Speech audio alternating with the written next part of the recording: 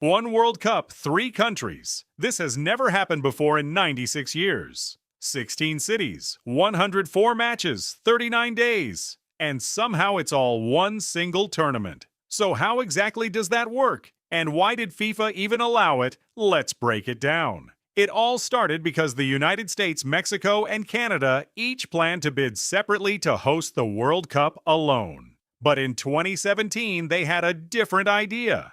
Instead of competing against each other, why not team up?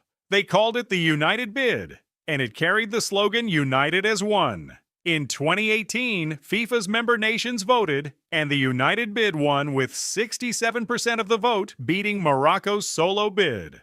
For the first time in the tournament's 96-year history, the World Cup would be shared by 3 nations at once. Here's where it gets interesting.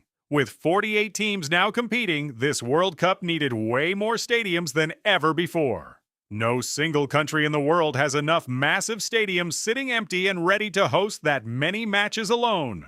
So splitting the tournament between 3 countries solved a massive logistics problem instantly. It also means the United States, Mexico, and Canada all qualify automatically as host nations, guaranteed a spot in the tournament. Now here's the part most people don't realize. The hosting is not split evenly between the 3 countries at all. The United States alone is hosting the majority of the matches, including every single game from the quarterfinals onward. Out of 104 total matches, the U.S. is hosting around 78 of them across 11 different American cities.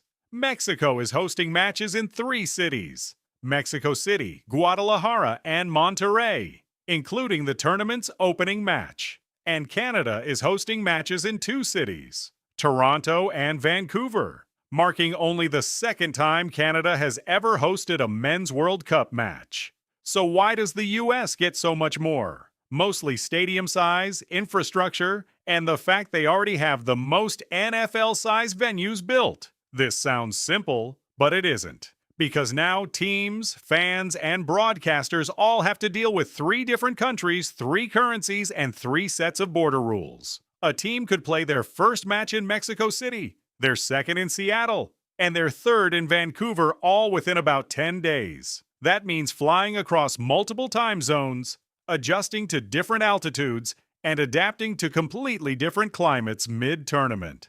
For players, that's an enormous physical challenge most World Cups have never had to deal with before. On the bright side, this also means the World Cup final will be held in one of the biggest stadiums in the world, MetLife Stadium in New Jersey. And it means more fans in more countries get to experience hosting the world's biggest sporting event live in their own backyard. It's the first World Cup that truly belongs to an entire continent instead of just one country. So that's why 3 countries are hosting one World Cup, a logistic solution that turned into the biggest tournament in football history. Subscribe to Off the Pitch for every World Cup 2026 rule, format, and confusing system explained simply. New video every week.